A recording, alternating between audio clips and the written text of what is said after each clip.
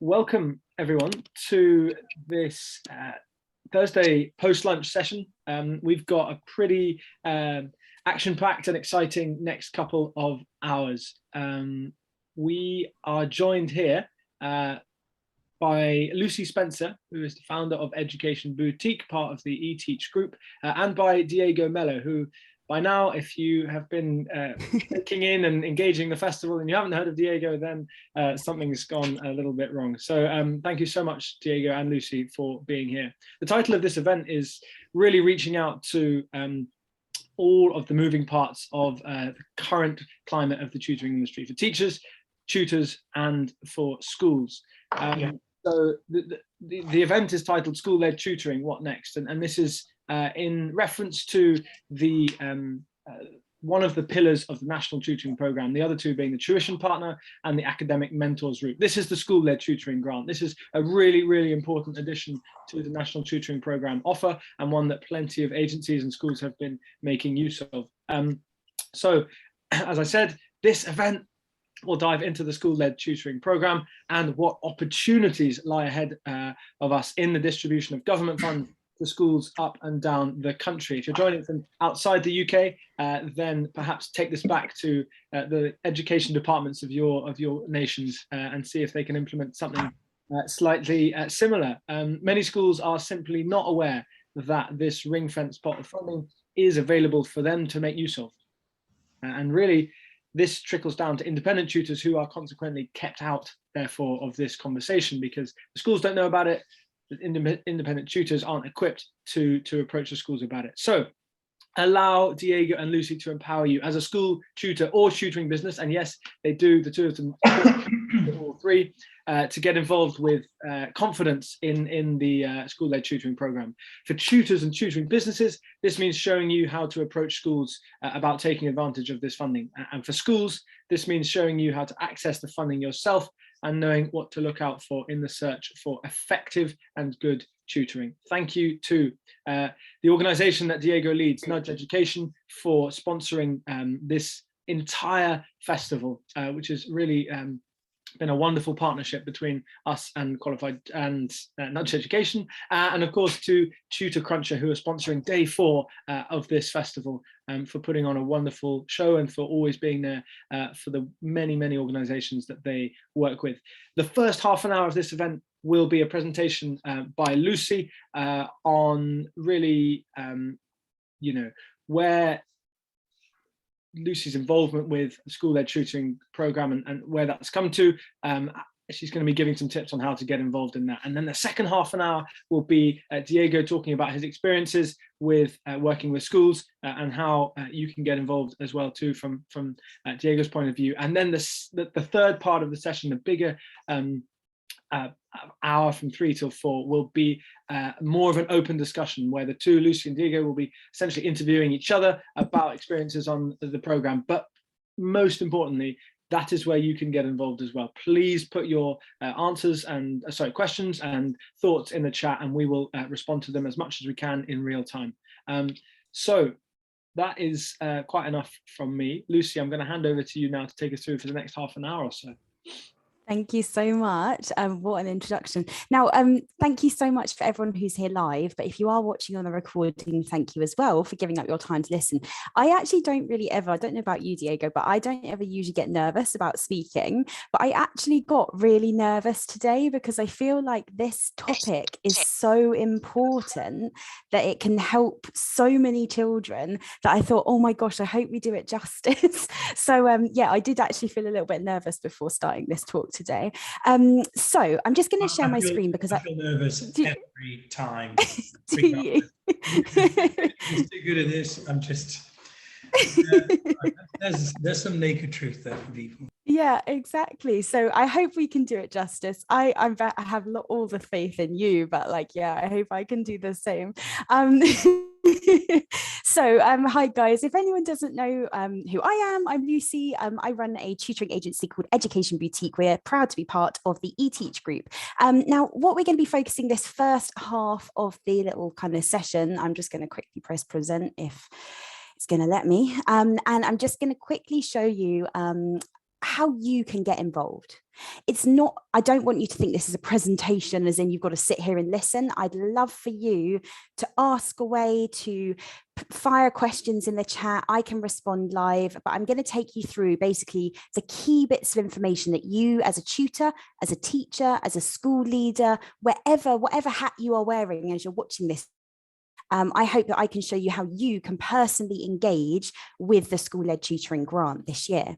Now, as one of the headlines that we've all seen, £579 million this year has been pumped into this other area of the NTP, the school-led tutoring grant. We're going to look at basically how schools are using it at the moment, but one of the most important things, how they're not using it at the moment, and where you watching this right now, whether it's recorded, whether it's live, how you can get involved as well. So just a quick little kind of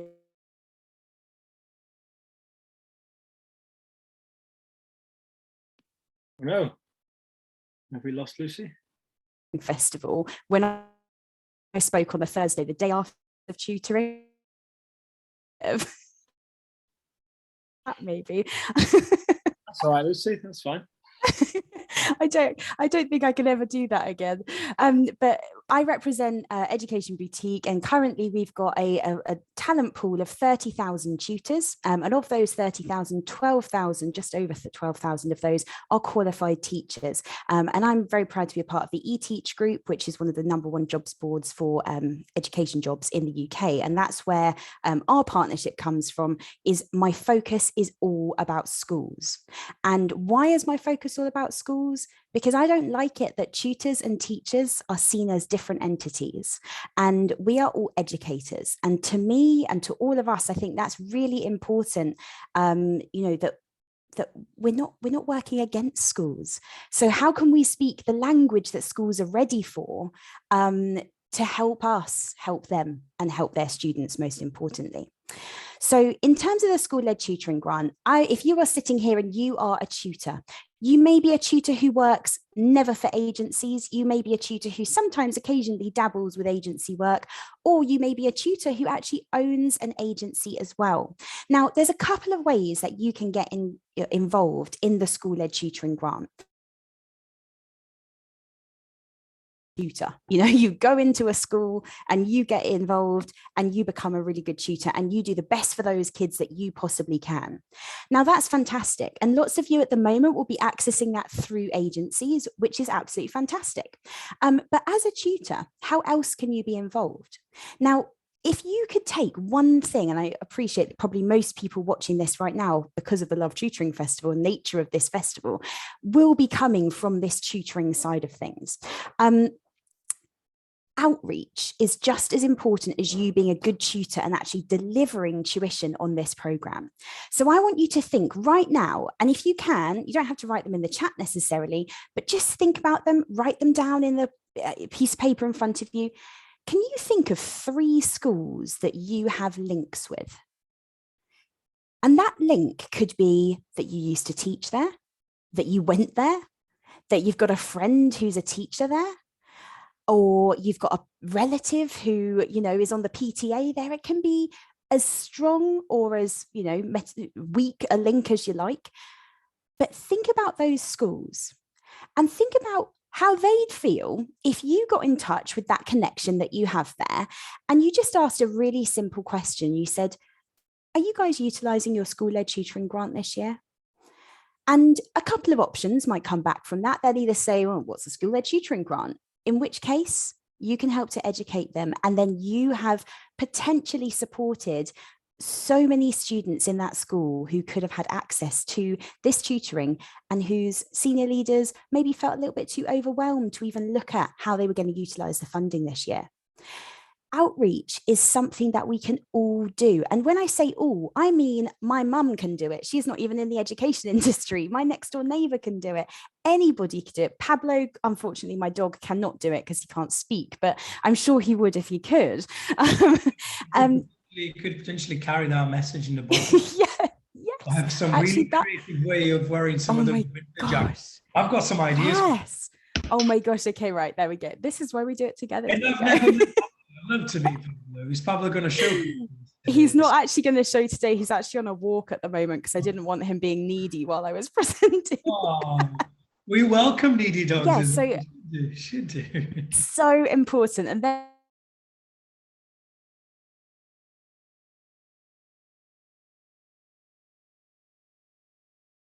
talking and finding out, asking those questions. Really, if you could do one thing, and I'm all about doing one thing, if you can do one thing after this presentation, if you could contact a school or a friend or a relative and say, is your school utilizing the school-led tutoring grant? You are making a difference. And that's, most of us, I would expect, one of the main reasons that we want to educate and we want to tutor. The other thing that you might have contacts that and you might think, well, okay, I outreach to a school and I'm a one-man band tutor. Say yes. Yes, come and do our tutoring for us. I'm one tutor. I can't possibly do 500 hours August or whatever.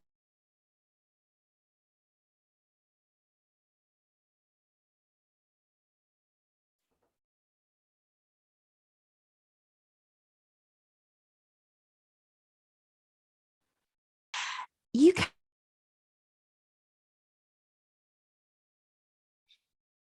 Yes.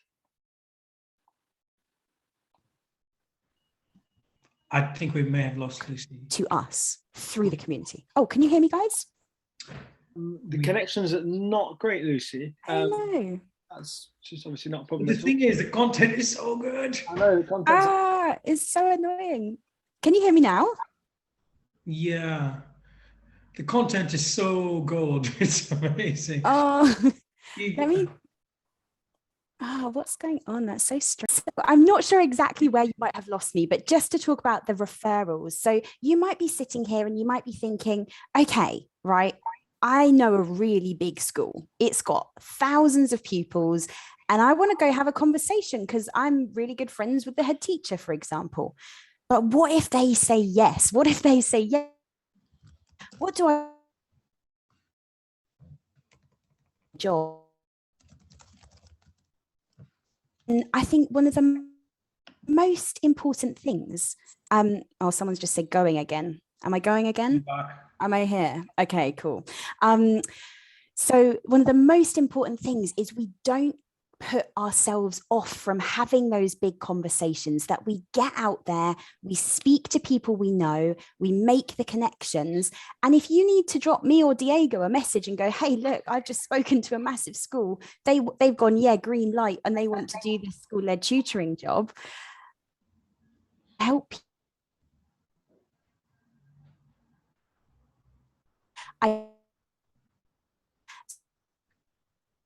Tutors against agencies. Agencies are not the big bad wolves of the tutoring industry.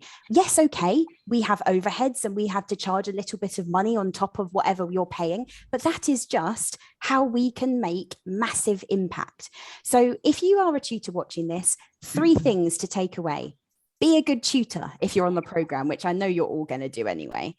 Reach out to people that you know. And if anyone big says yes and you think, oh gosh, or if anyone big makes you feel too nervous to have that conversation, refer to one of your community agencies through the qualified tutor like program and community. Does anyone have any questions about that? And I apologize so much that I've had connection issues there. I do really apologize for that. No, there's no need to apologize. I think for me, yeah, I think for me, this is just the sharpest, most straight up message that I've ever. I think it's just important to say, just to highlight so that there is no skepticism. It is tiny amounts of money on top of whatever it is that we need to charge for school. Exactly. But it is still, though, Lucy, just to be open with people, it is still with the view of not going under the red line and, potentially just staying over. So I think one of the things I find, I don't know if there is anything like that out there, Ludo, is because there's too much, there's too much to do, like lots and lots to do, and there's not enough of us, there's not enough teachers. Honestly, if you do some of the maths, about the number of people that we have to engage with, the number of tutors available, the number of organizations. It's just not quite possible.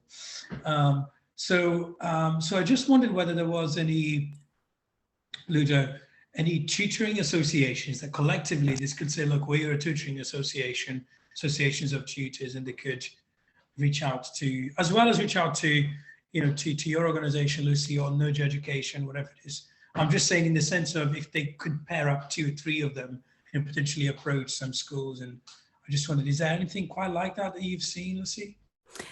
So sorry, I just had a little bit of internet connection issues there, just as you were saying it. So were you talking about collaboration between associations and agencies No, and I'm just thinking, are there tutoring associations that it's not led by for-profit organizations like mine or yours?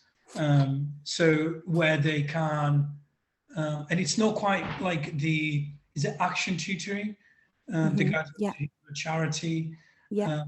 Not quite like that as well, as in they're just let's say 10 tutors from a local. Yes, absolutely. You know, is there anything like that you've heard that people could do? Yeah, and if you remember, Diego, at the beginning of the NTP, when they first looked at the partners route, they did encourage sort of people to come together and make applications.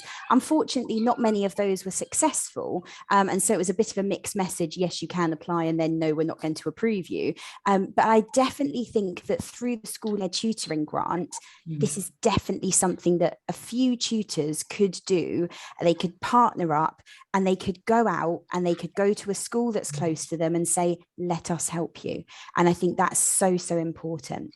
Yeah, just looking at some of the things in the chat, just the whole networking. And that's why I've always, since day one of finding and meeting Ludo and Julia and the QT community, that's why I've always been such a passionate advocate for this kind of networking and collaboration, because that's how we can actually really drive change. So, and I think a lot of that is being said in the sort of question. I've just got a few ones. So Mandy, you asked a really good question. Do you mind if I just quickly pick up on it? So if they say they're aware of it, is our response, how do we get involved? And if they say no, what do you say to that? It's a really great question. I'm just going to come on to that in a second, if that's okay.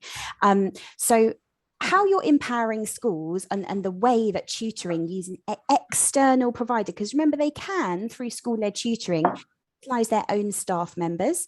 But the most important thing is that there comes with utilizing your own staff members a lot of red tape. They have to, it has to be a teacher outside of their contracted hours. So obviously that would either mean after school, someone on maternity leave, or a part-time teacher. And so really the idea of utilizing an external tutor may not initially seem so sort of something that a school would jump in and say yes to. But when you present it like this, they are very, very quick to say yes. So first of all, using an external provider is easy. We've got access to a range of educators that we can carefully match with the needs of the school. And that's all of us, right? Through the community, we would be able to say, hey, is anyone on the jobs board? Is there anyone that can tutor in this school? Because we're looking for this. Evidence. Now, here in what I believe is the most important part of utilizing an external provider is that, I'm going to talk about myself here, but after every session, we do a little short report, which is then using Tutor Cruncher, who obviously happen to be the sponsor of today, which is quite handy. Using Tutor Cruncher, the school has access to be able to download the reports, the evidence, who turned up, the registers, the times, all on one central system.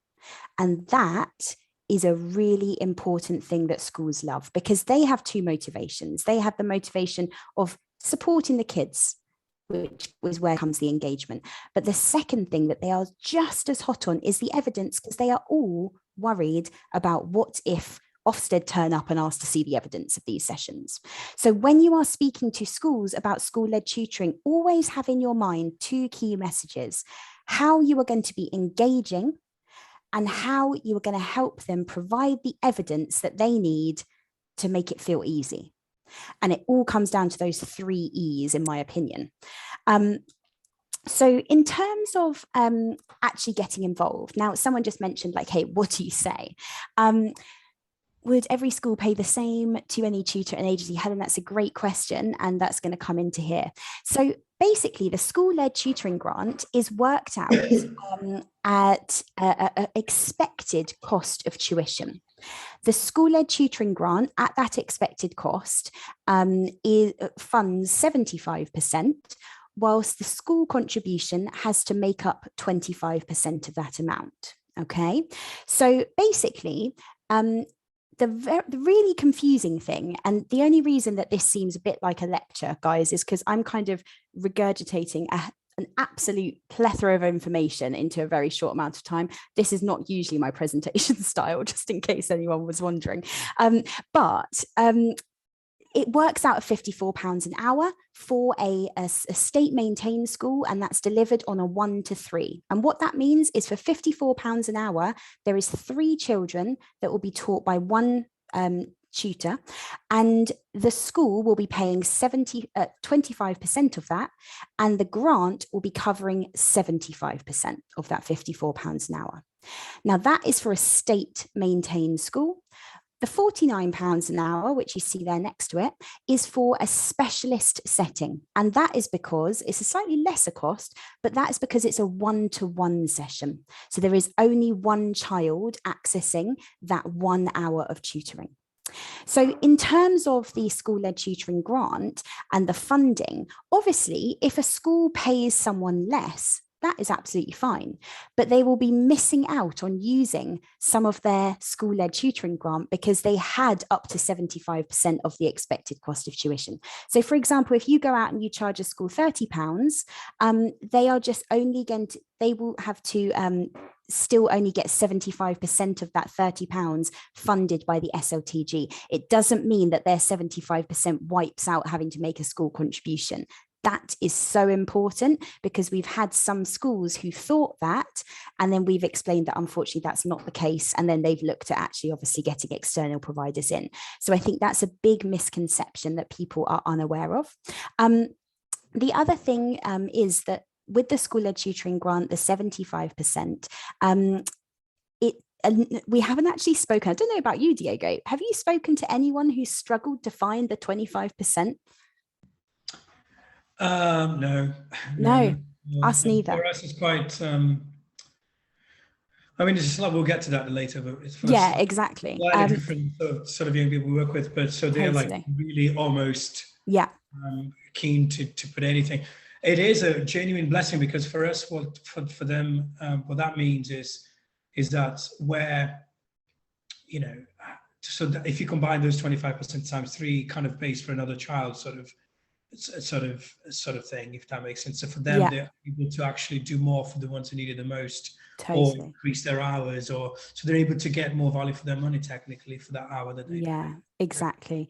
And I imagine some of your like sort of students would be having tutoring anyway, so this allows the school to provide sort of more tutoring because they're actually able to utilize this funding, which is wonderful. Okay, and so then just to give you a little bit of an example, because sometimes I feel like there's so much maths in here that it seems a bit overwhelming. Let's imagine that there's a school that has 100 pupil premium children.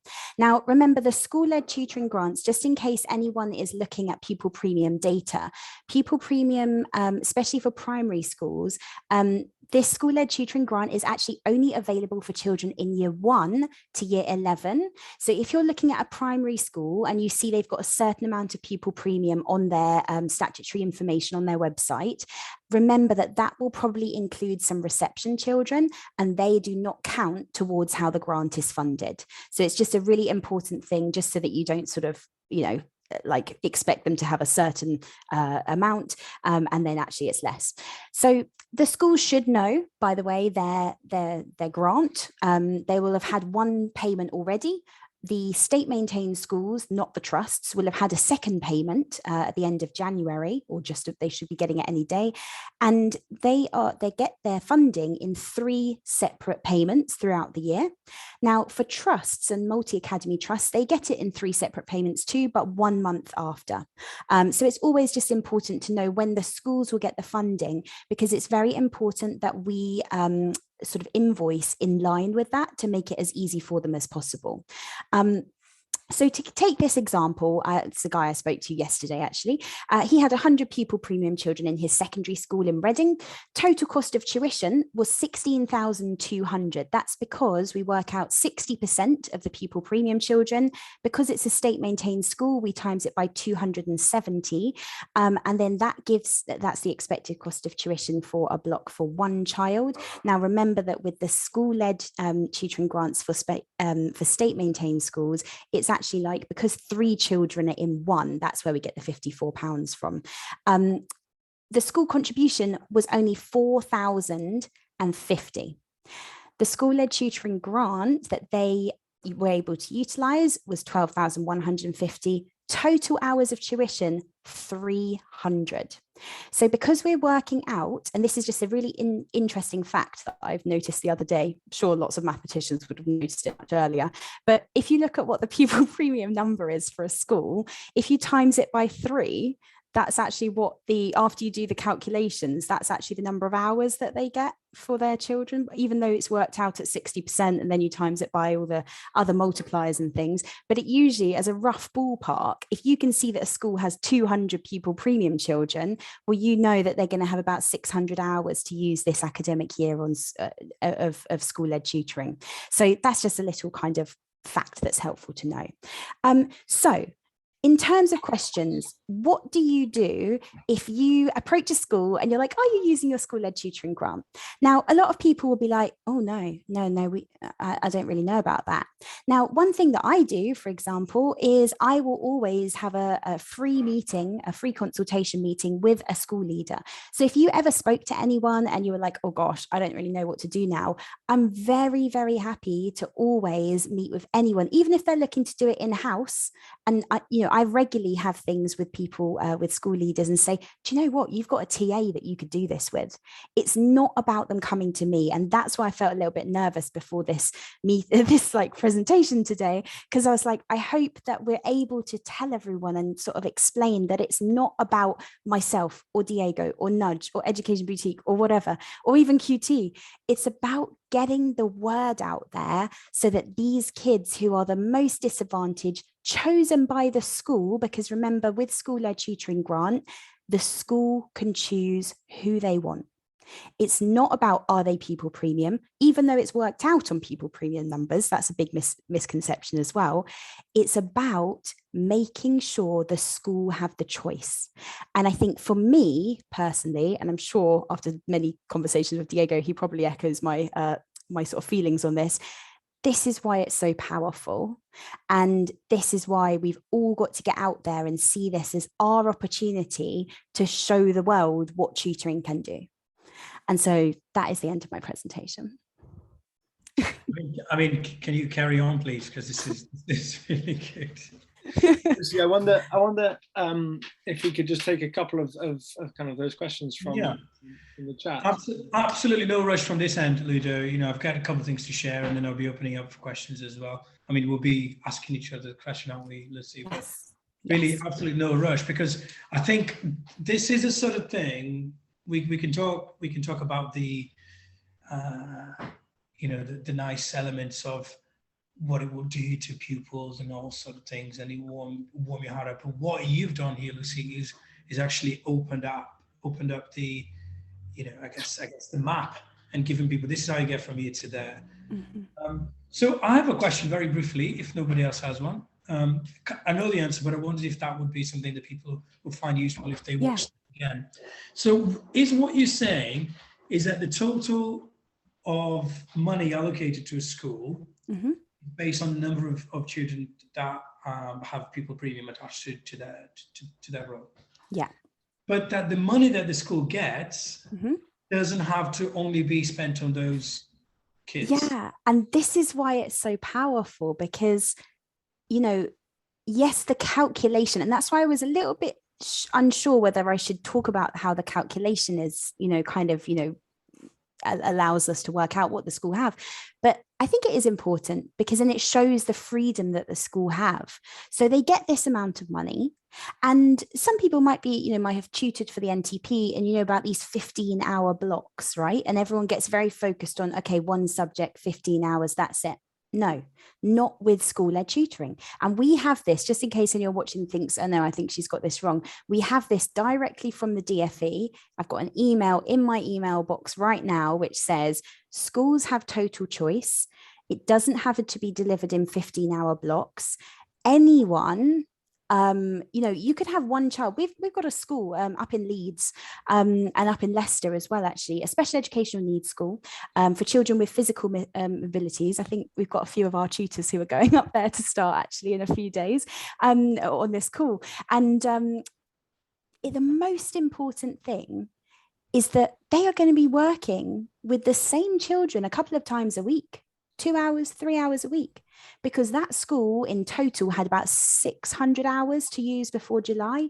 And they just went, right, let's pick our top 9 pupils that we really want to target here. And let's absolutely use this provision and go all in on it. So it is powerful. It is really cool. Yeah, it is really cool. And yeah. I'm just having a little look at some of the other questions quickly. And then I really want to hear from you, Diego. I've been looking forward to this all day. Guys, don't please, and also while Diego's doing kind of his presentation as well, please do feel free, anything that we're saying, please do react in the chat. I guess everyone's just a bit like, because I know what it's like, when someone's giving you loads of information, which I sort of wanted to do, because it is important that we all have the facts, but it's not my usual style of presentation, so I've stunned everyone into silence, which is not what I like to do. Hi Lucy, can I ask, because I'm based in the north. Yes. So obviously there's a pupil premium funding which is utilised a lot in the north. We have, most schools have numerous pupil premium children in them. From my experience in school, the pupil premium funding is tending, I'm not saying in all cases, but tending to go into the budget to pay the teaching assistants that support the class. So the school-led grant, is that being utilised in some schools as well for teaching assistants? They're not able to do that. Well, actually, no, sorry. You could use a teaching assistant to provide the tutoring. That's absolutely fine. But it would have to be done on the 1 to 3. And that's where it would, the evidence is really important, because you will get schools who, if they say just paid for a TA that was going to be in a class, in July, the school bursar or the school business manager is going to have to fill out their ESFA form, which basically has a little code that has to be next to every child that's had the school-led tutoring. And if they don't have the evidence to show that that hour of tuition has happened against that one pupil, they will not be able to use their funding to pay for that, and they could leave themselves in a really sticky situation.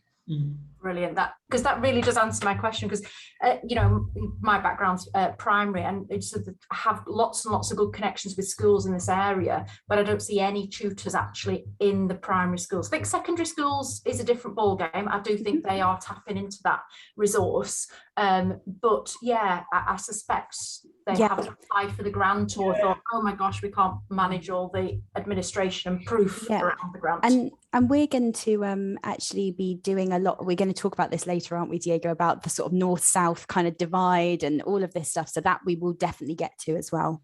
Thank you. Yeah, I mean, on that note, there is a slight, I don't want to talk about loophole. I tend to steer away from all this businessy talk, because I think it's a bloody waste of time most of the time. So we do so much activity, we produce so much, such a large amount of carbon footprint, and we get bugger all done sometimes. So I think it's important we talk about people. However, that said, there is a slight loophole there where if the TAs and everything else are they have a particular link with any provider of personnel to those schools, so they're not contracted by the schools per se, then they can't just pay that person to become the tutor for that. So they have that autonomy, which in a way they're not breaking any rules, but they are again tapping into I guess the use of a teaching agency. Which is what I often say, and I loved what you said there, Lucy, is making these things easy for schools, because I think Lucy, you, Joanne, myself and others having been in it, and in some cases running it, it is mad. It is so busy, and there is absolutely, it's a bit like giving the phone to a child when they can't shut up and stop crying, right? So we've learned that that's a way of doing this, and then we do it. It's a bit like the way that sometimes we use these government funds. We just get that mobile phone out to someone, and just so they can shut up for a minute. And I'm not saying that we don't mean well by doing that, but it's because it's toxic. I don't mean this. No, I totally agree with you. It's a toxic environment. It is producing enormously good results. Our body is very toxic at times, particularly when it's ingesting or excreting certain elements. So I can't believe I just said that on live recording. So there's nothing unusual about the business of human beings in doing some of those things, but the environment that we've created within the education sector that is producing lots of good results. I've had friends who operate in their hearts recently by people who were brought up and raised in the northeast of England where we're based and became doctors. I've had people who came and fixed my roof, people cut my hair. Do you know what I mean? So it's doing a great deal of work for most people, of good work for most people. But it is a toxic environment. So I don't necessarily have a great deal of judgment on the fact that some schools will use whatever it is that it's already easy for them, either be it using teaching agency staff to come in. In some cases, there is no difference to what happened, and there are ways of trying to evidence that. Again, is that ethically wrong? I mean, I'll let you guys judge that. But I just think that they are under such pressures that I feel, however, we choose to do things differently. And I know you guys do as well, which is where I think the biggest thing I would say to you, John, we've moved from that square to that square now. It's like people moving, it's keeping my brain in check, is to say, if you do realize that that's the case, what a beautifully arranged set of forward moving or moving towards arguments that Lucy just put it in there, the ease. And I'm going to share with you a couple of other things that I think are really useful about using other agencies as well, by talking about a particular school in Yorkshire somewhere, I think. My geography is terrible. However, it does happen. And I think it's happened more than we can potentially think. But I think that there could be a slight revolution if we get all of you guys, but are you really using it? Yeah, are you really? What about Bobby? Name them. What about, Charlie? What about all of those guys? Yeah. And then something magical when you guys, I think, engage with them and show what the benefits of this could be. Yeah, definitely. Like to the wider community beyond the school gate. And that's definitely. And and I just think and I just saw one last question, Diego, before I really want to hear you. No, but I literally been looking forward to this all day. Like I can't. I love listening to you. I know.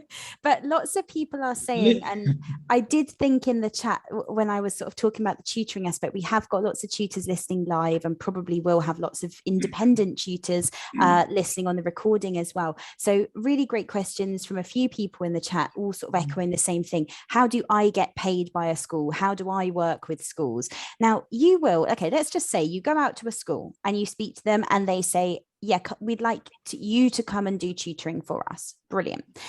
That's lovely, but you have to be aware that working with schools, the reason that a lot of agencies, do work with schools, we can deal with the 90-day payment terms or the 30-day payment terms that some of these big trusts and schools impose on their suppliers. You will find smaller schools that you're able to work with as a sole trader, but it might not be the first one that you go to.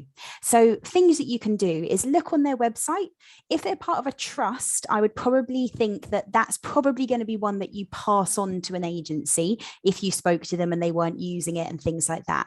The reason for that being is a lot of trusts hold a sort of a central system, a central office that deal with all of the sort of finance side of things. If you're not a limited company, it's probably very unlikely that you're going to have enough stuff to get onto their, in terms of assurance business, what's it called, in business insurance and procurement things, letters of assurance in terms of your quality assurance of your tutors, if you've got any tutors working for you, things like that. You might, and I will say, like, it's not a definite hard and fast rule, remember, because a lot of schools want to utilize this funding. So if they're willing to bend their kind of, procurement processes, that's absolutely fine. You crack on and do it, But I think the most important thing is that if they say, yes, we'd like you to, you understand what it's like to work with a school. You won't necessarily get paid on time. So if you're someone who, and I say this because I have a team that chase the invoices. It's great. I don't have to do that anymore. They're pretty busy. They are pretty busy. We had some invoices the other day that were paid where the tutoring happened in September.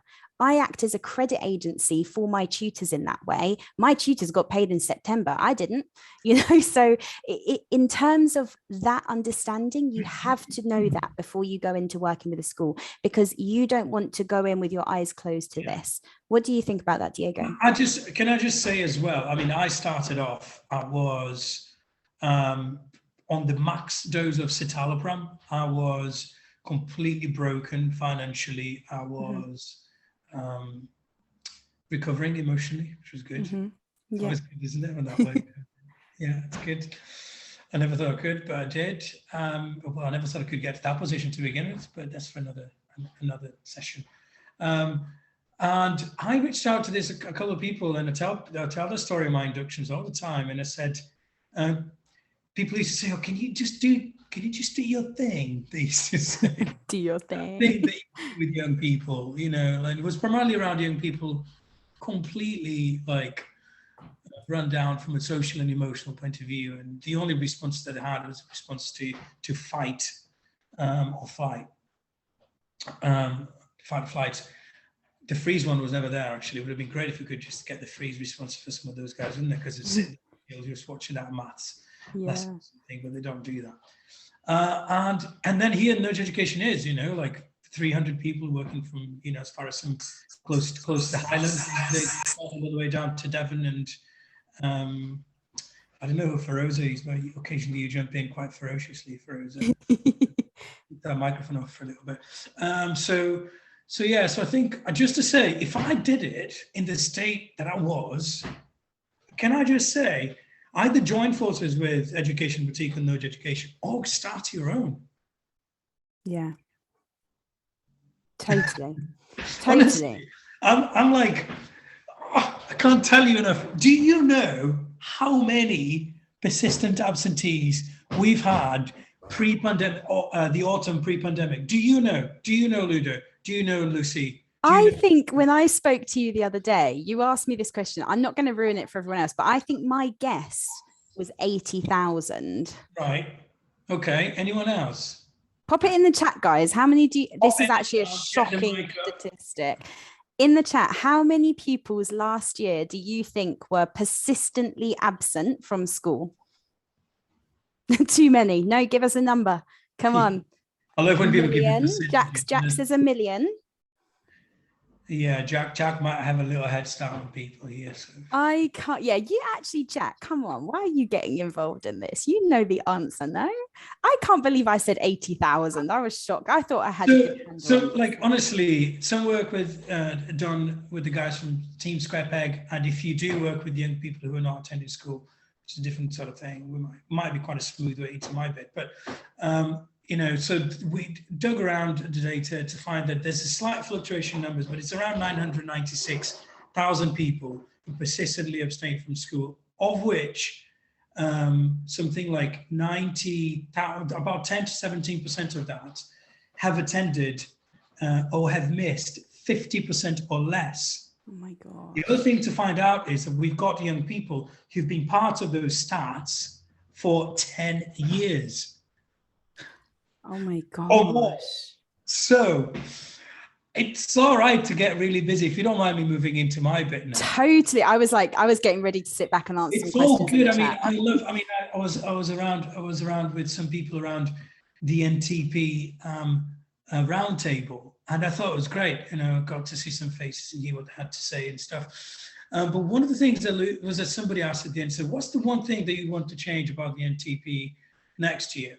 And then immediately we talk about, which is good, by the way, talk about schools and how schools should be able to access this with more ease and with more clarity and have more autonomy and all that kind of stuff. We'll see that we stand for. And then they talk about how people are going to get paid. And then all of it surrounds around bloody money. And I'm not from the point of view where I'm like naive enough to think that, you know, you should run an organization the size of Nudge Education or nothing, because it just doesn't work. The people that we have are skilled, and, you know, money is a key motivating factor for people. But I don't think that it's right that the whole conversation about the whole project, national project, that is intending to lift young people out of disadvantage and bring them to a place where they're able to operate more optimally, should focus on that P word. It should be a different word. It should be people word. So when you ask, so what I'm trying to say is, it's fantastic. Let's carry on doing all the tutoring in schools, and perhaps avoiding some of those rules or going through those loopholes where we can employ our teaching assistants and everybody else and whatever it is, my mom, my dad, you know, and so on, whatever it is we need to do with that, as long as, you know, whoever it is that's judging that judges. I just forget, I just find it amazing that there is still about 1 million children and young people who are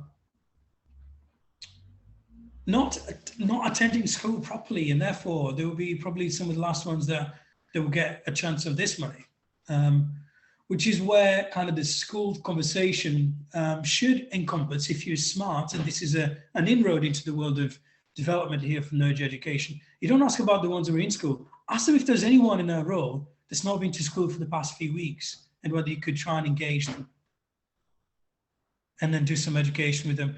And why am I saying that? People say, oh, it's a terrible business move. But I think, I'm not in for the business, by the way. Nudge Education isn't about that. We were entirely about a movement of like-minded people that will look back in 50 years' time or 10 years' time. Within my desire, I want it to happen yesterday, but we'll look back and think there's nobody there. There's no child left behind. And then I've done myself out of a job. But what you need to recognize is, if we perpetuate, not eradicating this out of the sector, we are costing hardship and pain and emotional pain and lack of opportunity of children at our professional purpose, because we get paid for this, because we do that. So it's very, very deceiving what we're dealing with here. Very, not the NTP, not the school fund. I'm talking to you wholeheartedly. There'll be no greater purpose for you to go back working as a baker, knowing that you're a teacher that eradicated chronic disengagement from the face of the education sector. And now you bake bread, make people happy with that too. So let's get really clear. So we at Nudge Education, we work with about 1 million who are not going to school, but particularly focus on the ones who are chronically disengaged. What that basically means is, what we deal with, and Jack will tell you, it's complex and yet quite simple to solve, but also it's long term. So it takes a particular different approach. So how does the school-led tutoring thing sort of come into this? So I was trying to dig back into my kind of archive of memories that is often very blurry, believe it or not. You know, some of you may understand things like ADHD and dyslexia, so kind of accessing memory sometimes, certain types of memory is quite difficult. But they come back if you look at pictures, and, you know, if you give yourself some time, and they did. So this is really large secondary school in Teesside, North Yorkshire-ish. And we began to work with them in this sort of thing way before there was even any talk of that. In fact, it was that particular region where Nudge Education began to really understand what it was there for. People use the word grow, don't they? But I think we began to understand why on earth have I been kind of invited and called into this? When are we finishing, by the way? Just need to think what I need to focus on. Oh no, you're fine. We've got like until, because we're doing a discussion afterwards, so like we got plenty of time, dude. Honestly. So first message, by the way. So honestly, if we really genuinely meaning that we're going to use this to Well, what is the slogan again? Somebody said the other day. I wasn't surprised whoever said it. It's leveling up, isn't it? It's the agenda, leveling up. And I'm not being political here, but if we're really serious, because I bloody love that, let's do this. You know, we have to understand that potentially we will be doing ourselves out of a job, and we cannot propagate our professional growth and economic development at a cost of a child that is suffering. Are you with me? Do you get me here? 100%. Do you get it? We cannot find organizational purpose and profitability really at a cost of a child that is struggling, because you will perpetuate that problem for the sake of you existing. It's human nature, it's evolutionary biology. You need to survive. And it frustrates me that we don't bring these things up to the surface. We are sick of it, aren't we? We're sick of these issues going around. And it's kind of fluctuating through to the education system now. It was the environment, but we do buy the car that blows up lots of, you know, we talk about, you know, no waste, but we'll buy 15, 20 pairs of shoes. And that's for boys, girls, and anyone else in between. By the way, this isn't in any way a sexist comment to anyone. So I think the first thing I want to say to you is you will love it if you get to the heart of it, which is about recognizing that those who have been left behind or struggling to get to are flesh of your flesh. They breathe the same air that you do. They are human. We are each other. You have to remember that, which is why when you see a homeless man, I often tell this story. Before you compute that, you felt that right there in your stomach. Even if you lied to them saying, sorry, no change, which is a lie, because you have a bank account when there's lots of cash machines and you could get him a meal. Or if you ignore saying that you didn't hear him call you sir or miss, which, by the way, is the same sort of thing the kids call us in school, isn't it? And sometimes we do exactly the same thing. I have no time, or I have no change. So get to the heart of it, And it's when you do this, by the way, which is where the whole of nudge education existed and the way that we engage with local authorities in schools. When you connect to this, then you can have a conversation with schools, because schools are community hubs, and that's what I want to talk to you about. So we began to work with this guy, I think at the time he was assistant teacher, Richard, and he got it, because I went in there and I thought, these are the stories, these are the kids we've transitioned to your school.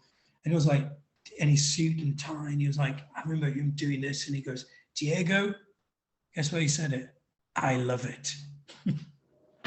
And I was like, back then, honestly, I'm not joking, I was just trying to find something useful to do with my life because it was really pretty difficult.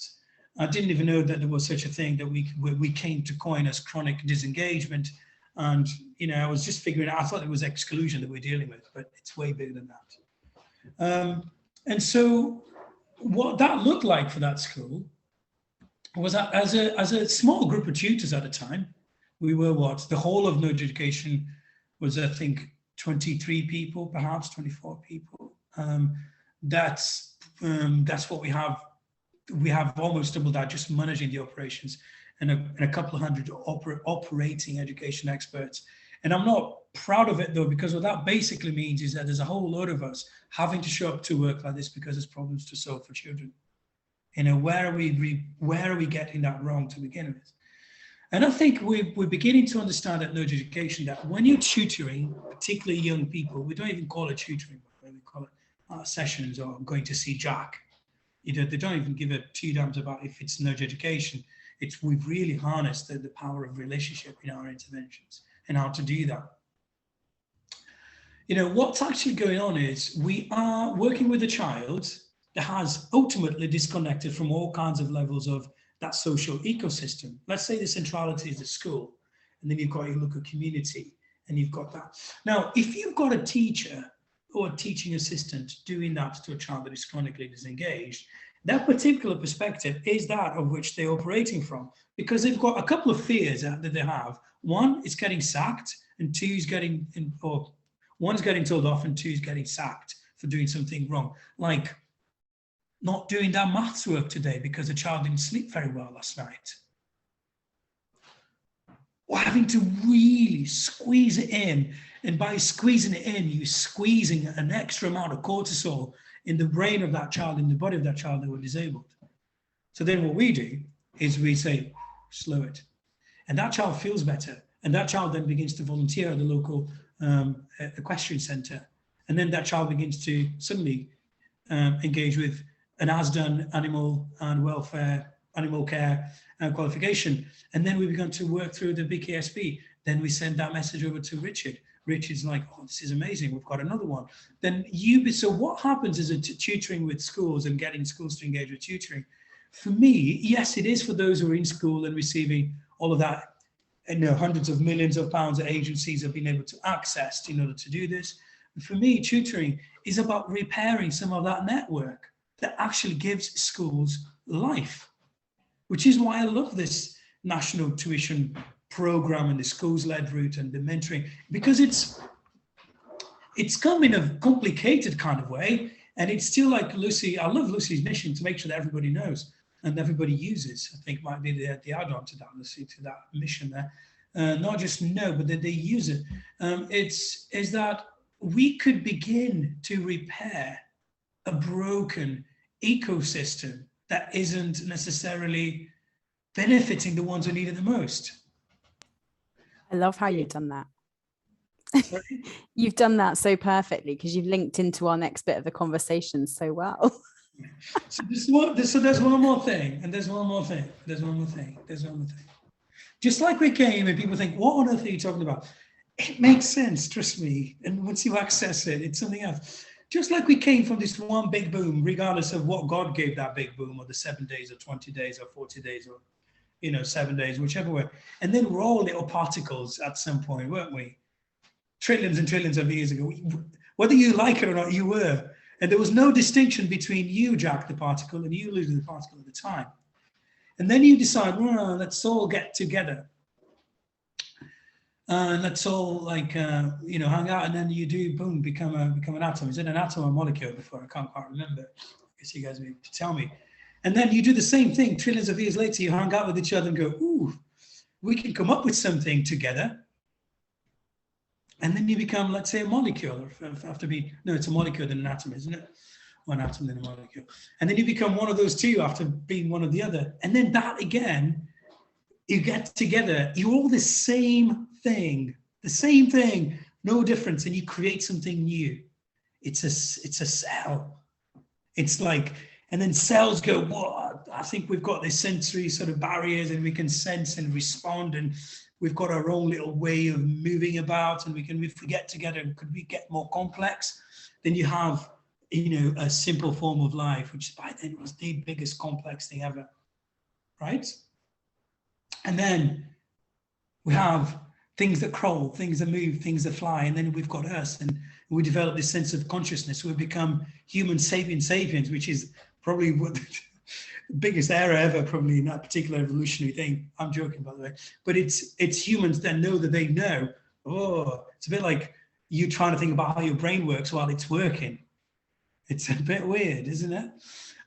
So what I'm trying to say here is I think engaging with schools in a way that we meaningfully connect with those who need that tutoring should see an enormously repairing effect from a school to the local community. So this is a story, right?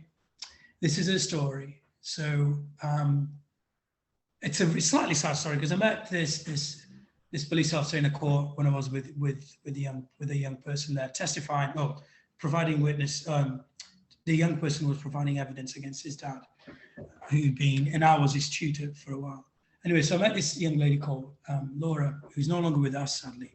But then I met her dad, who was a chief police inspector for a very large local authority in that particular area, police authority then. And he began to work with us as a practitioner, as a nudge education expert, as I call it.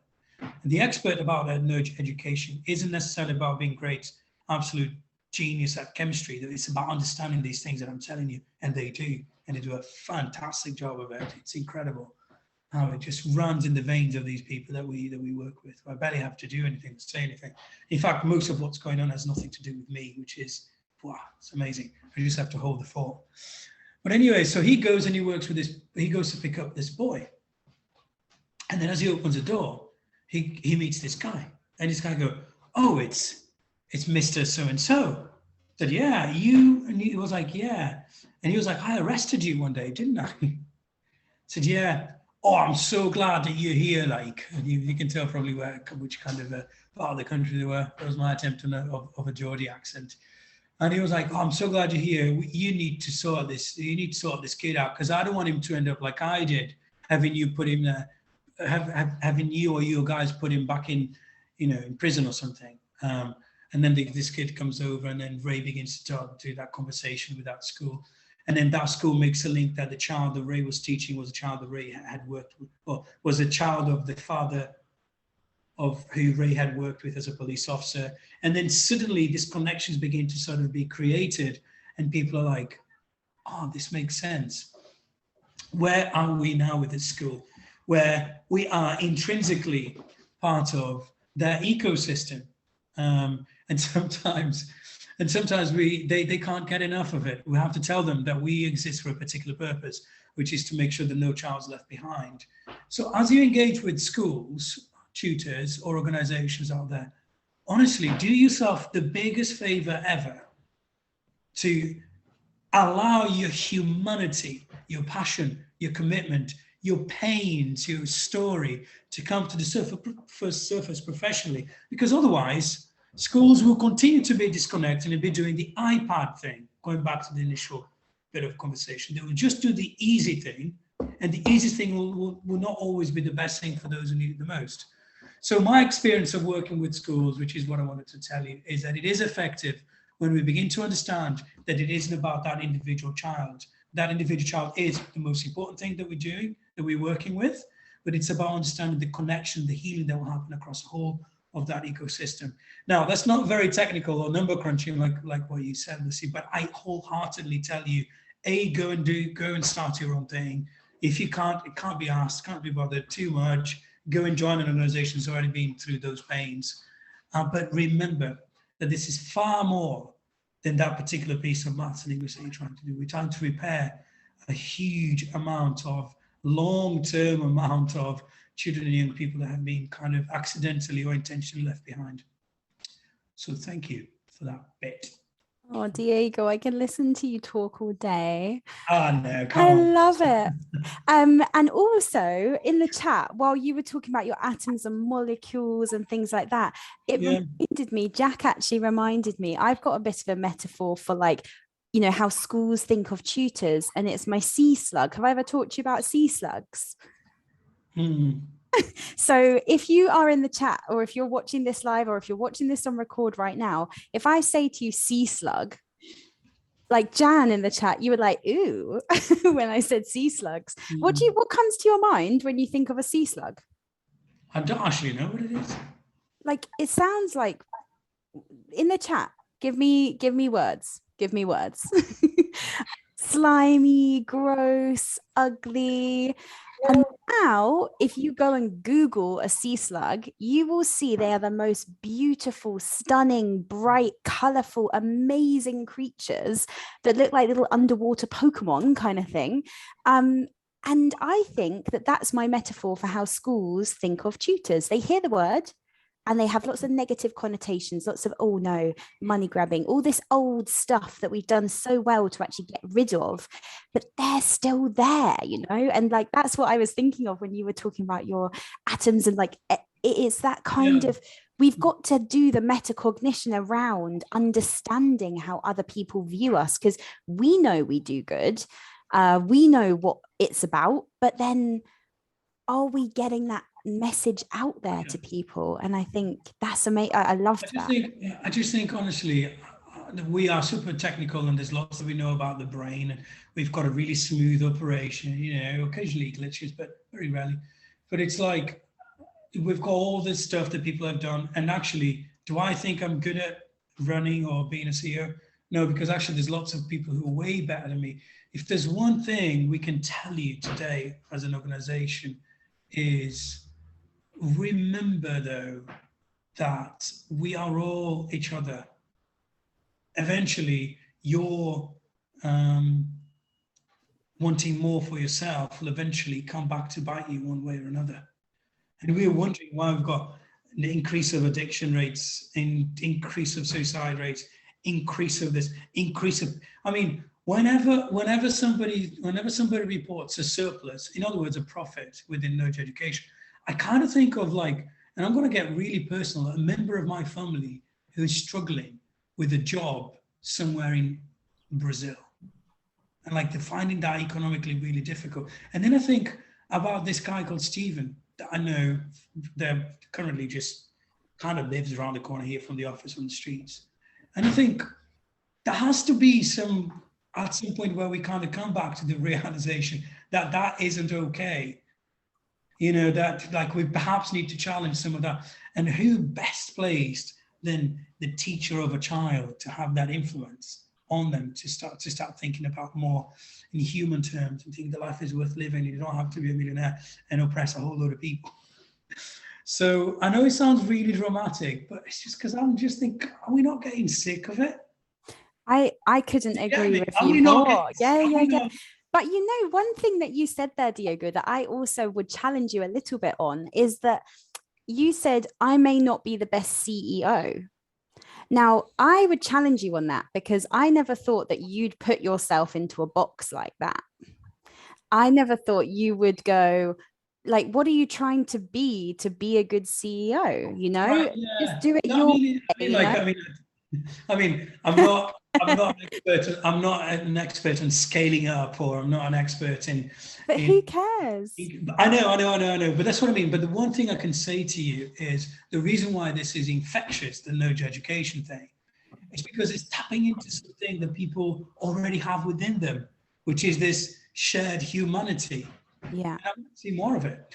but that's your style of CEO, and this is one thing that I feel very strongly about as teachers, as tutors. We're forever, because obviously I specialize in autistic education, obviously very similar kind of disengagement kind of area that PDA in particular, and everyone uses these boxes. Okay, you've got PDA, you're going to present like this is what you're going to do, don't tell me what I'm going to do, you know?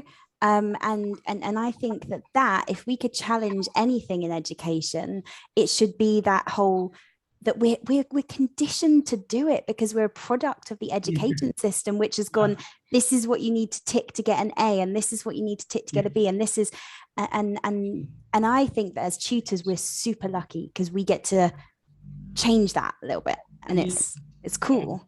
Yeah, so kind of steered away from school, doesn't it? But I think if you want to connect with schools, everyone here, bring that heart up to the surface. I think head teachers and Senkos and teachers, nobody started off wanting to do the easy thing, which is to give the child the iPad to stop crying in the table of a restaurant. They want everybody at the table. So if you can help them do that, then I think we've got a win here. And as Lucy said, you can point them to a way of making it really, really cheap. Yeah, because cheap is not also about the amount it costs, as in, because I think this cheap sorry, cheap is not the best word, is it? Lucy? Yeah, like I think affordable, but also like it's valuable, you know, because there, you know, something could cost £20 but be a load of rubbish and you have to buy it again. And that I think is very true for some forms of what is put out there as tutoring, where it's actually just, it's not a specialist provision. It's not from our specialist tutoring companies. It's just maybe, you know, supply teachers or supply agencies that are going, yeah, we can stick one of our teachers in front of a child for one-to-one without any training. Great. Yeah, let's do it. You know, and I think value is the focus moving forward. And yeah, I love it. Diogo, can I ask you some questions? Yeah, go for it.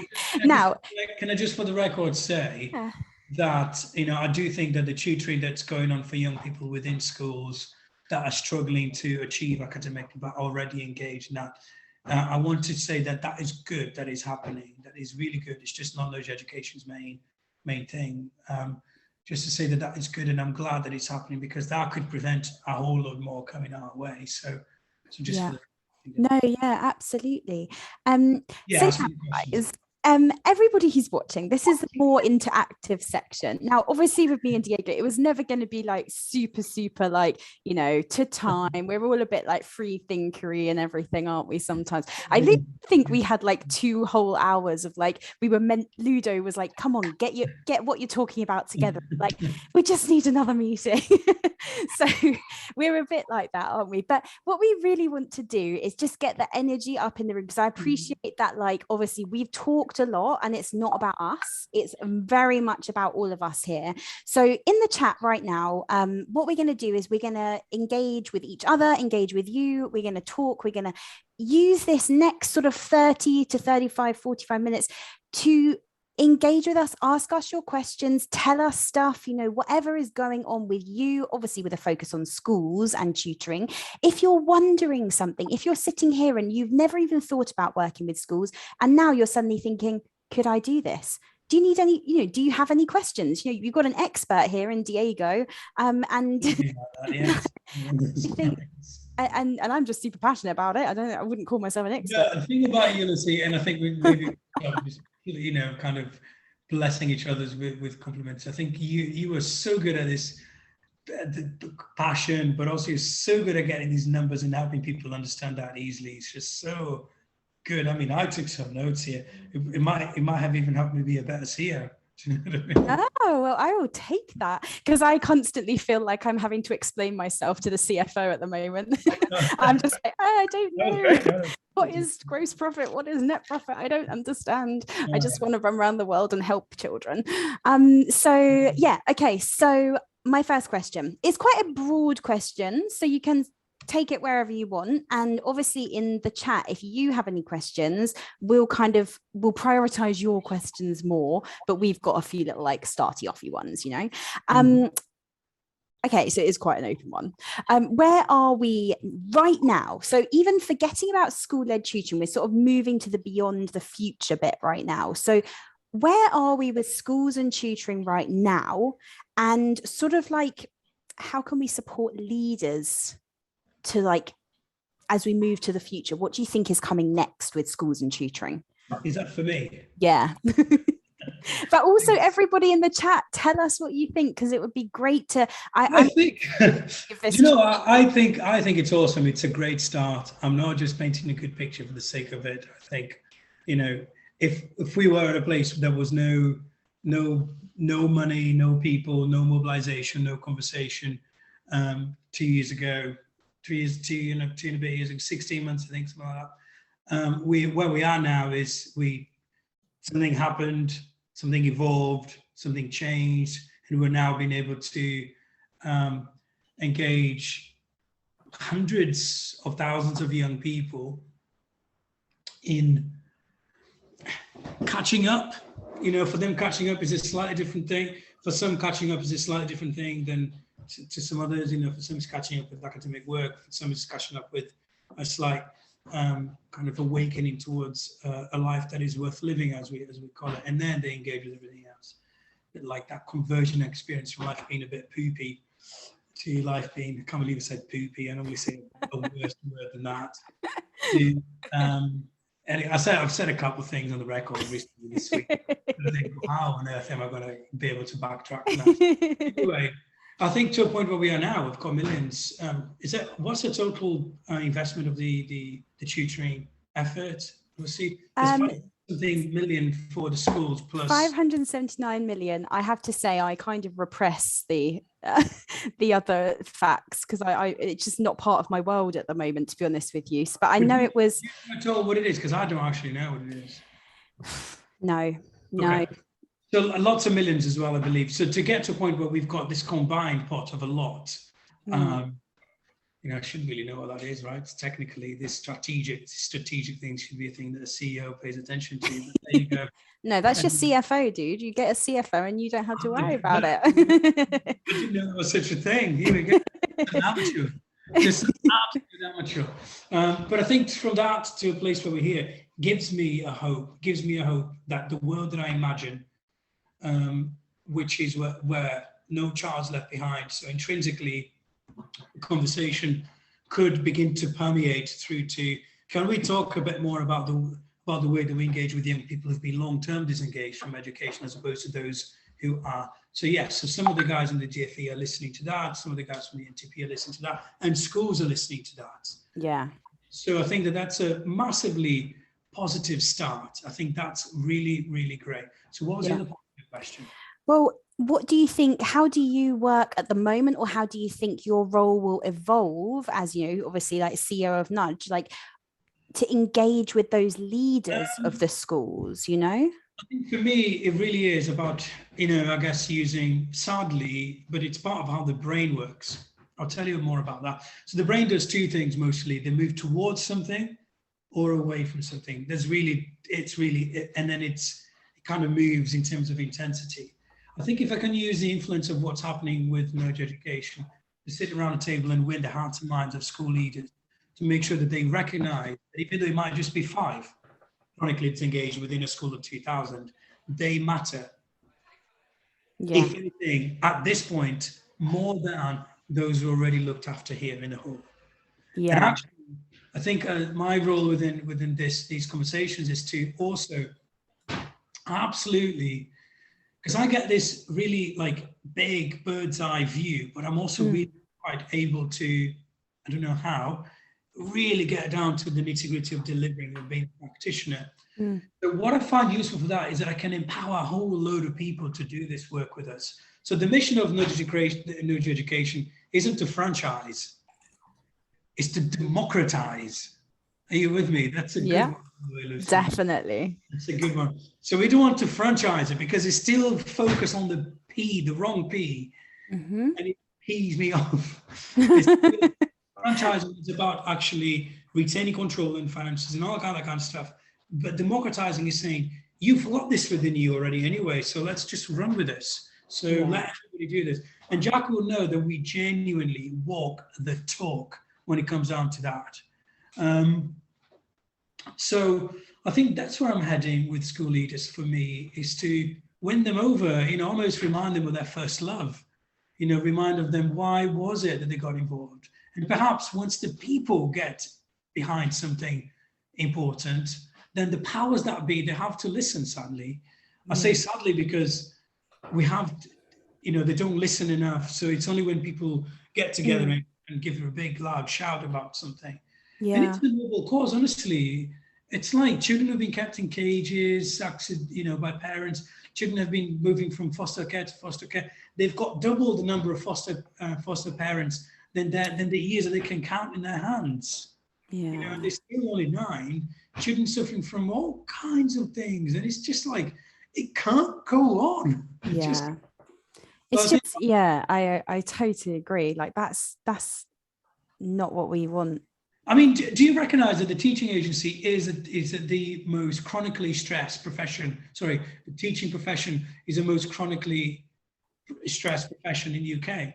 I mean, I know, because that's why I left, you know, that's why I left classroom teaching, but obviously moved into tutoring as a way that I could still remain in the profession that I felt very strongly about, you know, so But more, but I guess maybe life was just trying to tell you, Lucy, that you want to do something else. But I think there's still the on and off sick from term to term, and they're okay, they go back on sick and they're okay. I mean, I think it's about time we ignite that passion, that fire for people to do some really good things with their time as teachers. Yeah. If I can conduct some of those conversations, which will ultimately impact on no child being left behind, I think I've done a good job. And the rest of it, I think I need to get, what is it that you said? CFO? Sounds CFO, it will change your life. Sort of spaceships. You know they end up chasing you for lots of things, so maybe don't get one. No, and I think what you just said there reminded me something that I did want to bring up, talking about the schools, and I know we've got a few questions. One quick thing, Meshendia, sorry, you mentioned about you know, should you be like, how should you be set up as a tutor to work well with schools? Sharon Crawley on Tuesday did a great session that you need to go watch the recording of, because we're not going to cover that in this session, but that will answer all your questions there. And Georgina, I love what you said, you know, connections between teachers and tutors so much better than they've been before. It's about moving in the right direction. So I think there's lots of people talking about this shift and this movement. Now, one thing that I did the other day is I drove up to Yorkshire, which was novel. I went to see a huge multi-academy trust up there. They have been using tutoring as in 1 to 3 tutoring in their school for the last 5 years. Now, I'm a big data geek. I don't know if many people know that about me, but like, I love data. And when you look at these schools, they are in really deprived areas, and only out of the, you know, they've got 10, you know, over sort of 40, 45, 50 kind of schools. And there's only 3 of those schools that requires improvement. The rest of them are like, you know, the data above national average in literacy and phonics in, you know, all the areas. And they're next door to a school who is like way below national average. And for me, the reason I was so excited by that is they've been doing tutoring way back before coronavirus, before everything. And it's something that they're really passionate about. And for me, I think that one of the most important things is we need to start forging these links between, I don't want to be involved with this school because I know like they're doing a good job. They don't need me. You know, their tutoring is great. They're doing their teaching assistants. They're actually hiring teaching assistants as tutors, and then they give them training, and then they do this. And I mentioned, you know, QT and all the training stuff. But do you know what? That school has got valuable data. And I think as we move forward in the next sort of, you know, year, 2 years, 5 years, 10 years, everyone, yes, Mandy, everyone should love data. But it's what I feel is missing, you know, all this, you know, and that's why I was really excited when obviously EEF and everyone and Nesta were involved in the National Tutoring Programme, because they're big on data. And I thought, oh, this is going to be fantastic.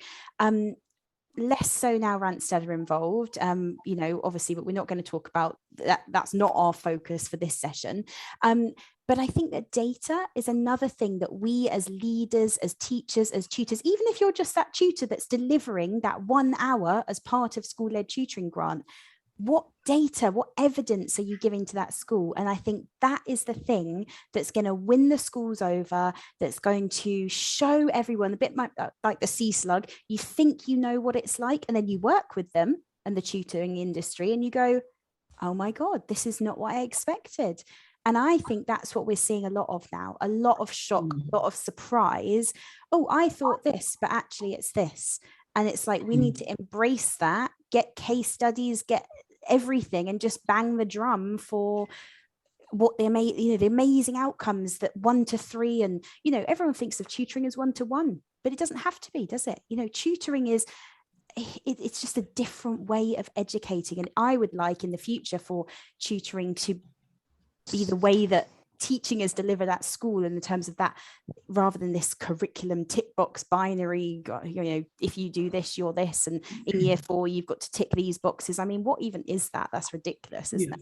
I think as well, just to reiterate here, I think tutoring will forever be needed. I think looking into the data, I do love data as well. It's a weird obsession of mine, because in some way it's super hyper focused, and most of you will be saying, yeah, that sounds like ADHD to me. But on the other hand, some things I'm like, you've lost me.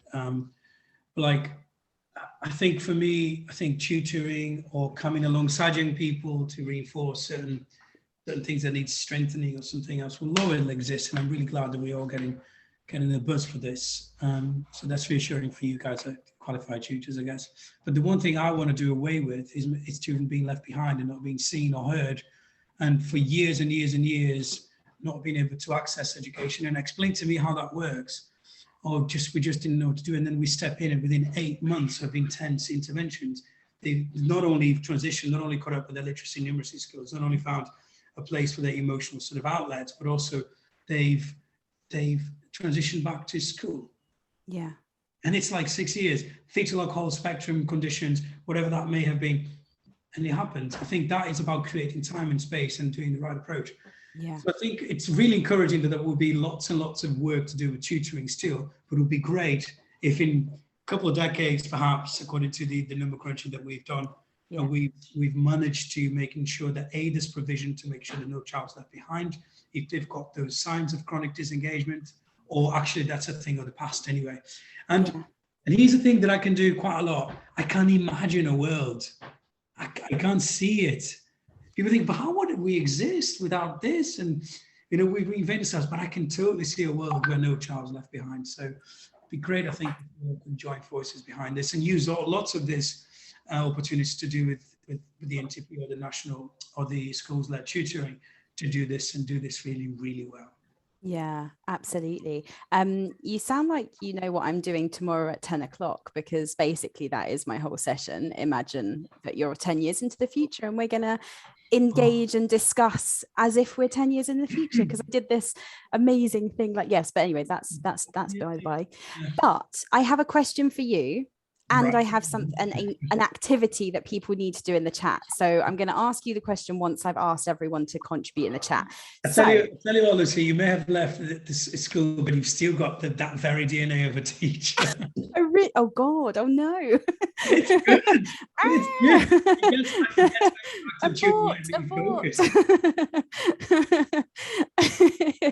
I'm just like, I don't know what it is, but anyway, like do you know what it is? I'm imagining if I was watching us right now, and I like would totally be self-indulgent and like just chat with you all day long. But I'm also remembering that if I was watching right now, I'd be like, I want to do something, I want to engage. So in the chat right now, I know we've just had a few more people who have joined who weren't here at the beginning, but just if we can get anybody to, like, if everyone can leave this session, whether you've seen 20 minutes of it, the whole thing, whatever, and well done if you've done the whole thing, congratulations, we'll send out certificates. If you can remember one thing, it would be that school-led tutoring, as a tutor, as a teacher, don't care if you're an agency, don't care if you're an independent tutor, or even if you're not a tutor and you're just a teacher, think of people that you know and have conversations. And if you get to a conversation where it feels a little bit big and you don't think you can help that school, pass it on throughout the community. There's so many agencies. You can just pop a little post in the community and you can say, hey guys, I've chatted to this school. They're looking for this. They've got quite a big budget. Can anyone help? Pass them to Diego, pass them to myself, whatever you want to do. It's not about us, it's about the kids. So if we are not going away and having conversations, we are failing children right now. And that's why I felt nervous before today's event, because I was like, God, we've got to do well. We've got to like make people understand what they can do. But in the chat, can you tell me, like, after listening to our sort of like musings and talking about you know, everything school-led tutoring and schools and ideas for the future, what would your action be? Like when you click off this Zoom right now, like don't just like let it percolate for a couple of days, because we don't actually have a couple of days. This funding has to be paid back in July, so we don't actually have a couple of days. We need like action kind of right now. So in the chat, what action do you think you can take? And it only needs to be one thing. I have this big thing that when I feel overwhelmed, I just do one thing. So I don't want you to feel overwhelmed, because I fully appreciate it's probably quite a lot of information to take on right now. But in the chat, if you could all live, and obviously if you're watching this on record, I assume that it will be on the qualified tutor community, so people can like comment underneath maybe. What is your action based on this today? And then Diego, what is your action in terms of making sure you get to the place that you are imagining in your head? What's the first step that you're going to take? I think according to what we talked about, it's getting a CFO, but it sounds to me again like a big, like extra ET sort of spaceship abducted from somewhere. You know, we do have, you know, strategic goals and all that kind of stuff, but I think it is to mobilize. For me, it's two big words that comes to doing this, is to mobilize a really heartfelt, like-minded, diverse group of people who are absolutely behind leaving no child behind, and eradicating this thing called chronic disengagement once and for all. So mobilizing. Then more practically, I think I want to begin to democratize this gift of nudge education by, as we I guess as we grow across the nations of the UK, I just think that it's just really important that people feel like they don't have to, that it's not a franchise, that it's theirs, that they can own it, they can run with this, they can be supported, as long as they realize that there is an end in sight, that this isn't a job until retirement, because hopefully by then we have to have become plumbers and bakers, or gone back to school and tutor or something like that, because there'll be no child left behind for us to work with. And schools and government and local authorities would have had the conversations with me and others to understand how we can prevent, not with a safety net, but with lots of good work in schools and around schools to do it. So it's about mobilization of a workforce, which I know we all leaders of these organizations we all struggle with. No matter what numbers we come up with about what we've got, Lucy, you will know it. Filling up that particular spot sometimes. Yeah. Oh no, I've just lost your sound. Has anyone else lost Diego's sound? I think we might have just lost Diego. Oh, that's okay. I will fill. Frozen as well. Okay, that's fine. That's fine. But I think in terms of, I've just seen a few people in the chat. I've connected with loads of teachers on LinkedIn. Mandy, absolutely. Yes, yes, yes. Because that's my big focus at the moment is, we got Diego back. Yay, we lost you, Diego. I'm so sorry. You lost me.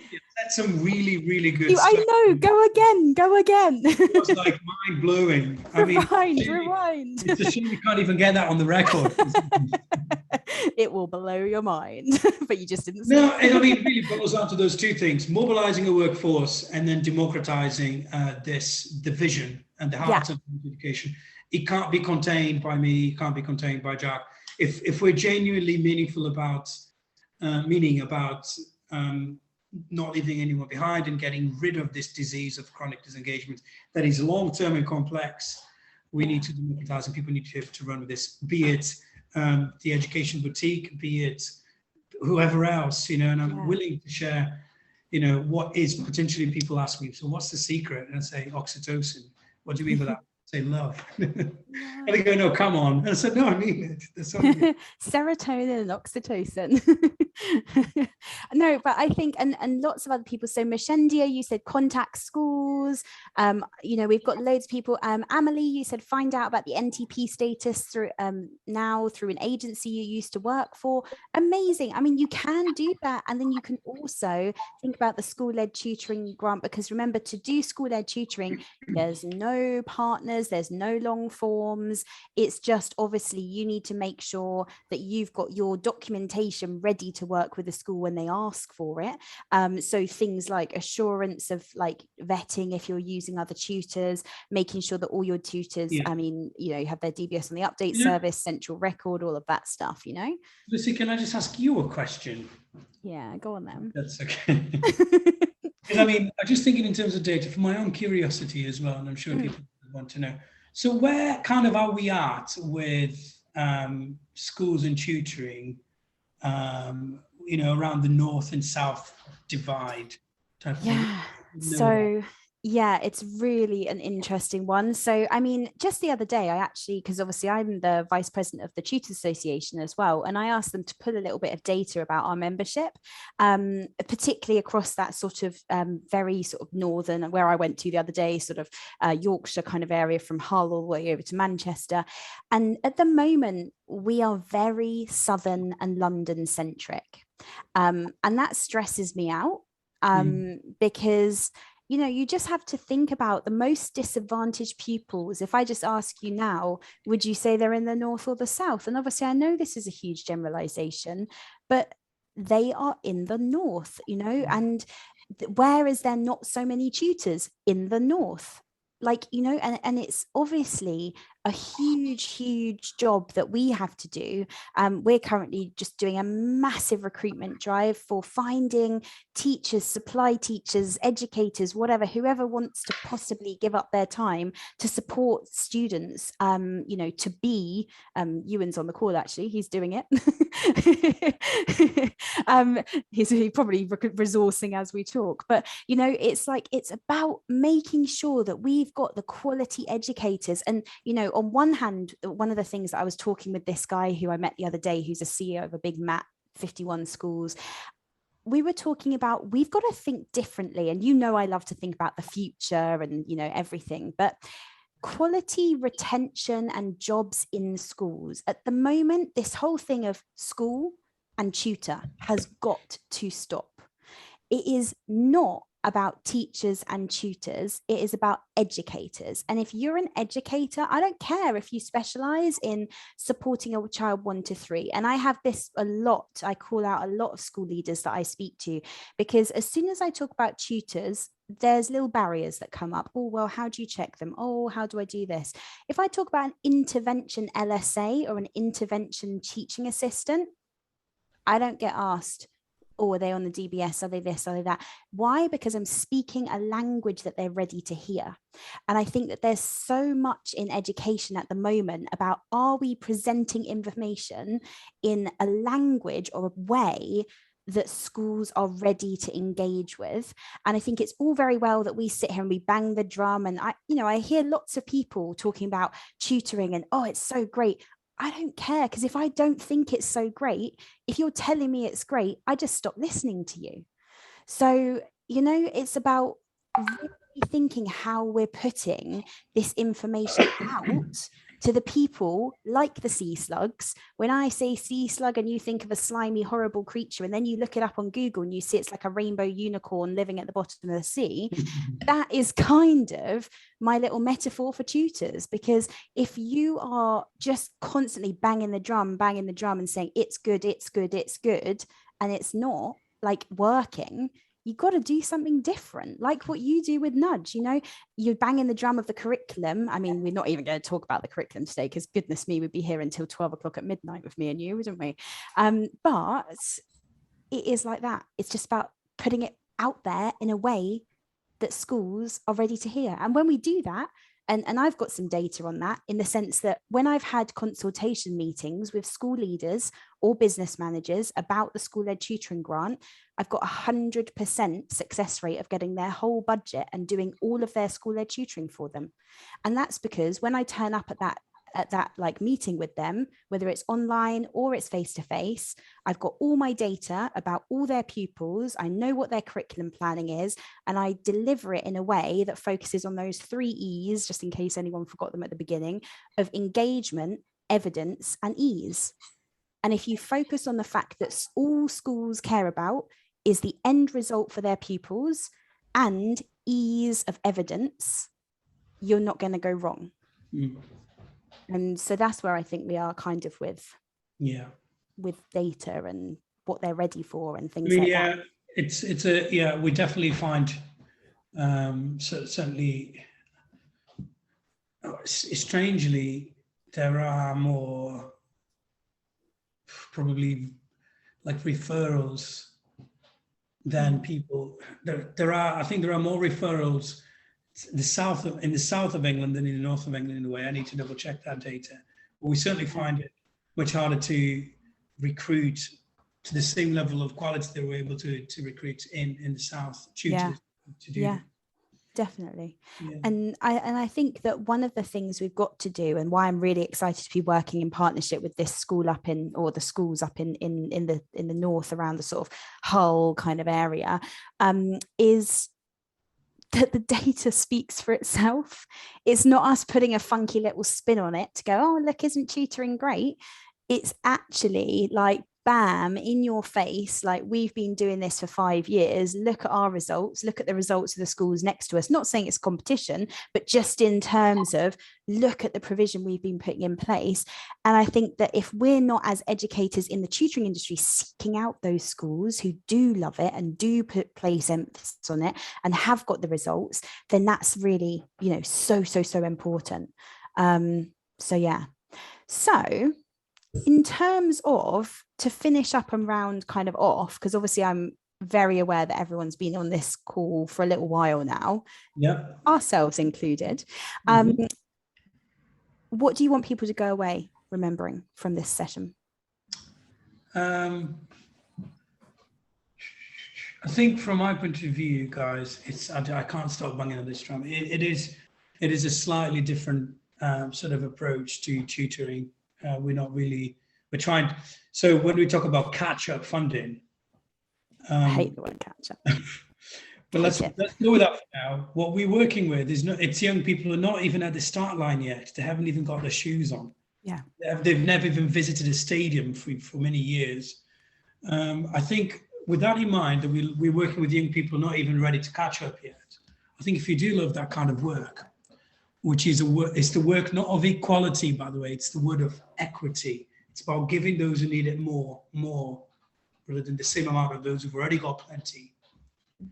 I think it's entirely about understanding that you work as a practitioner, as a tutor. It is about the child, but it's also about restoring some of those connections that will lead the child back to that central hub, which is school. Yeah. And hopefully that will be such an inspiring story that will kind of transform some of those routes that you've taken. And I think, so that's for me the most important message, in terms of you connecting with schools. If you are a tutor, find a good way to get there, but once you get there, let your heart out with some good data and some good evidence. Let them know. I mean, don't cry, ideally, in front of them, but if that's the case, then do. See where it goes. But connect at a heart level with these ed teachers and stuff, because that will do it. Like I said to you, I was completely broken in a number of ways when I started Nudge Education, but it was that particular sort of eagerness not to leave anyone behind that kind of drove me to connect with people and have them believe in me. Yeah. So amazing. I love that. And I think from my point, yeah, I think from my point of view, it would just be that when you are communicating, it's like always to challenge your own misconceptions about stuff, because I actually have been pulled up on it myself. I sometimes make fairly general statements about my beliefs about education, and you know what, they don't always wash with these big CEO company, like head teachers, and they've challenged me on it a few times recently, and it's made me think. And I was like, do you know what, yeah, they're right. I wasn't prepared to present the information in the way that they were ready to hear.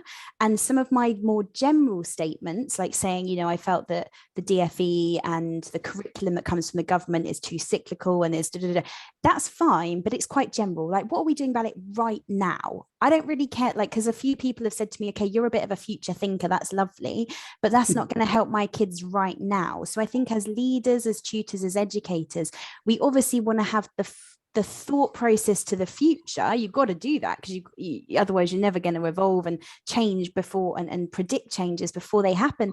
But if you can remember that you almost have to have two conversations with schools. You need to give them what they need right now for their problems right now, and solve them with a focus on ease, evidence, and obviously engagement, because you've got to engage the kids. That's the most important thing, isn't it?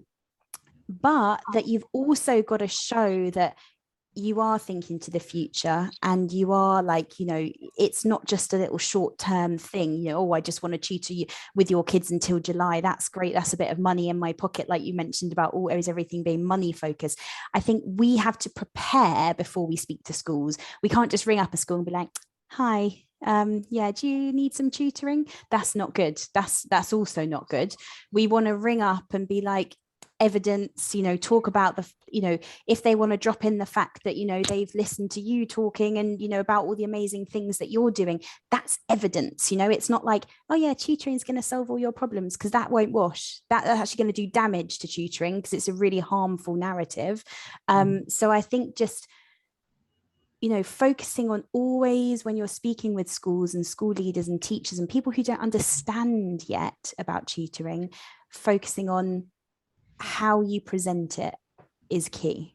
Yeah, and by the way, there are lots of help and stuff like that. So the key, I think QT, I think Ludo, you need to prove me wrong otherwise. or Jack, I'm sure you'll be able to tell. I think they have this business support hub for tutors, where I guess you can practice that. I think the only thing is, if we've got to do it, we've got to do it quickly, basically. Yeah, exactly. You know what I mean? Because The other thing is get involved with other people if you can. You know, totally. Join the mass, join the movement. Exactly. So if you're listening to this and you think, oh yeah, I'll do that next week, too late. Because if you'd done it today, you could have helped some kids quicker. And the schools are going to have to give back the money at the end of the year. And it's not about money, but it kind of is, because the schools might not engage with tutoring in the future when there's no money, unless they've tried it when there is. You know, 75% is a huge amount. So yeah, that is basically it. So thank you. Should we take a few little questions in the chat to just finish off, and then just we'll be around until obviously the hour. But I wish that we could do this every day, Diego. Oh man, I don't think you do. I think people eventually get sick of me. But getting small measures, isn't it, Jack? But the thing is, I think it's important for anybody listening. I don't know who you are or what you do. I've seen some names of people that I know. I see there's some people here. I've spoken to Brian and to my managing director and a very good friend. But like, the proof is in the pudding, really. So, you know, we can talk all this talk, but it's about getting there and doing this, and that's what Nudge Education does incredibly well. We get in there and get it done, and we do that really, really well. So, you know, I think maybe my sickly overemphasized conversations about the humanity in each other eventually are kind of getting through to people because they're doing a good job. So I might not stop talking about it, but yeah, we can never stop. No, I think it's amazing, and I think it's and also I think the thing that I like about these kind of events as well is, you know, it's not about me or you, or like, you know, we're all just about, okay, you've got a big company underneath you. It's going to help you to kind of like, you know, do more, and you're set up and you've got your processes and whatever. But like, when did you start your company? Good question. 5 years ago. Mm-hmm. So, and I started my company 6 years ago. So like, you know, when you started, did you think it was going to get this big? Probably not, right? No, I mean, like I said to you, I definitely even know there was such a thing called a CEO. So really? I was a teacher. Yeah, me too. So I just think that, you know, this is kind of, wait, Jan's just started her question in the chat. I'm sorry, I've just totally lost it. There's no silly questions, so please never think that a question is silly. Do you need to be a qualified teacher? Absolutely not. No. Now some agencies, especially those on the NTP kind of partner route, you will see some that are like, we only place qualified tutors or qualified teachers. That's fine. You know, if you might just have to pick the ones that will work better. You Mannings, you know, obviously, and you know, Third Space Learning, loads of places like that, they do unqualified. You do unqualified, don't you, Diego, as well?